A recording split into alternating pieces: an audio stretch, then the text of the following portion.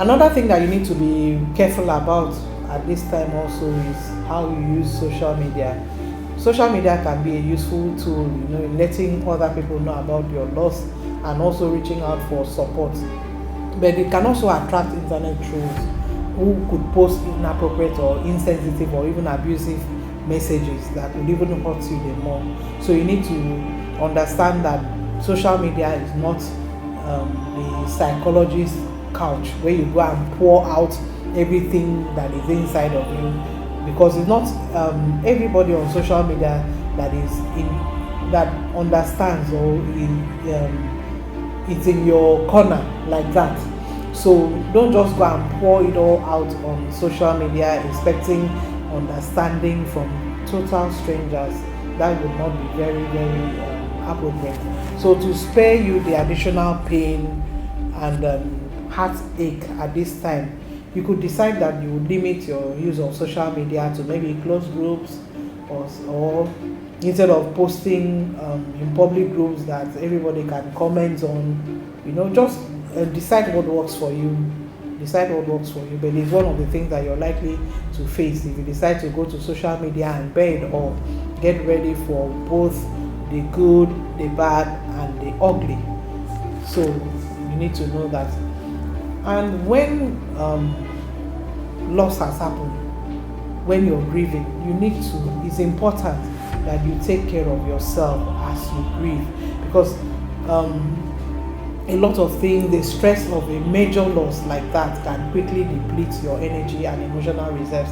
I can remember when that early period, people were checking up on me, my family, to ensure that I was eating. Of course, the initial days food tasted like sawdust in my mouth, but after a while, I was able to start eating normally. So it's important that you look after your physical and emotional needs, so it will help you to be able to get through these difficult times. You need to face your feelings. You can try to suppress your grief, but you can't avoid it forever. No matter how much you suppress something, at the end it will bubble to the top.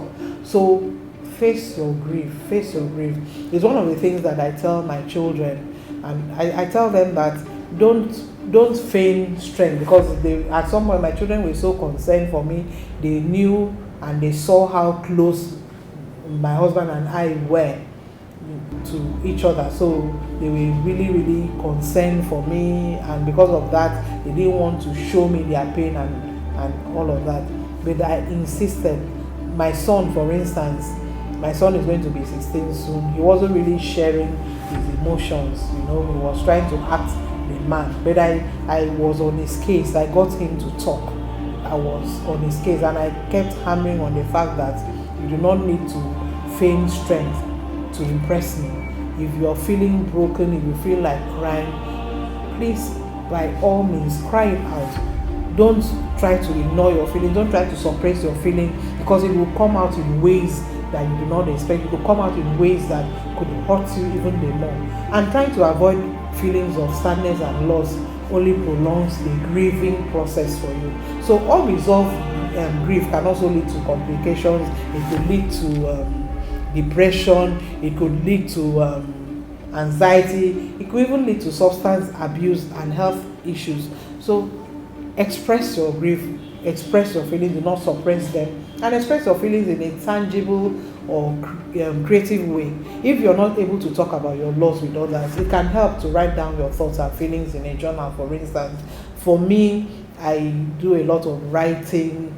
I put down my thoughts and I share it on my Facebook page.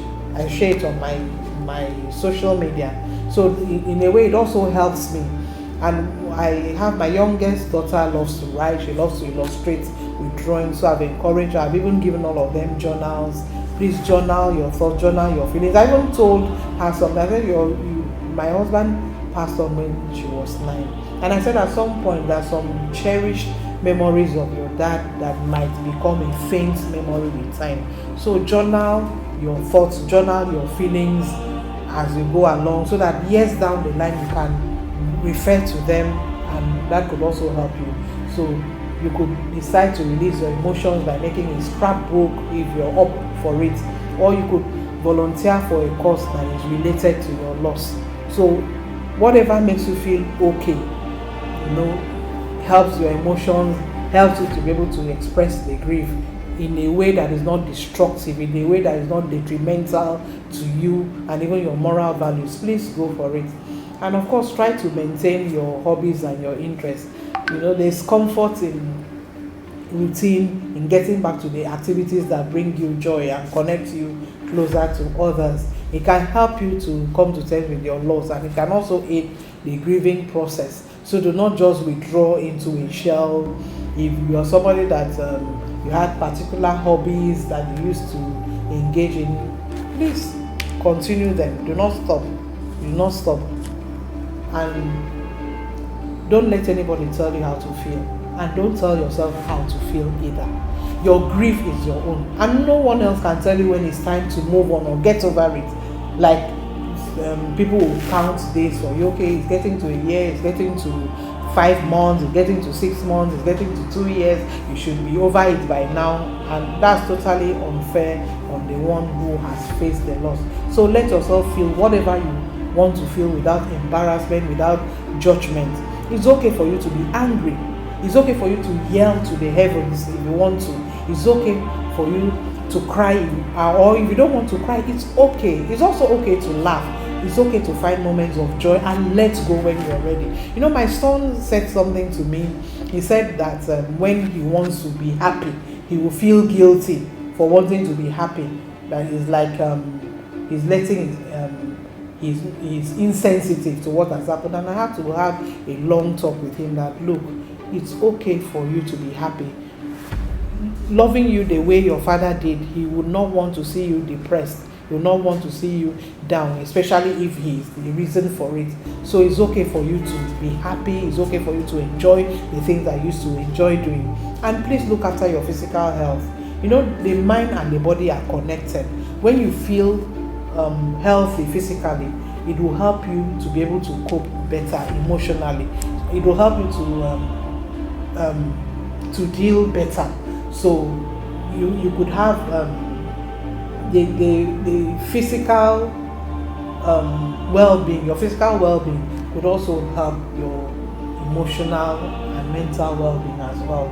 So combat stress and tiredness by getting enough sleep. Make sure you sleep. I know it's difficult. It was difficult for me those first few months to sleep. I'll be online on my phone. If somebody sends chat, I'm responding at midnight, I'm responding at 1 a.m. At some point, one of my colleagues at work was really disturbed. He just sent me chat and said, "Madam, you're not sleeping. Please try and sleep. You need to sleep." And a neighbor in the estate where I lived also at some point sent me a message. Said she was really disturbed about me because she notices that I'm online late, that she doesn't think I'm having enough sleep. And I was appreciative of their concern. So you have to take time out to get enough rest, eat well, and of course exercise if you're into exercise. And of course exercise is good for everybody. Don't go into alcohol or drugs to numb the pain of grief or try to lift your mood artificially, because you will only be causing your body more harm and causing yourself more harm. So ensure that you take care of your physical health and trust God with the process.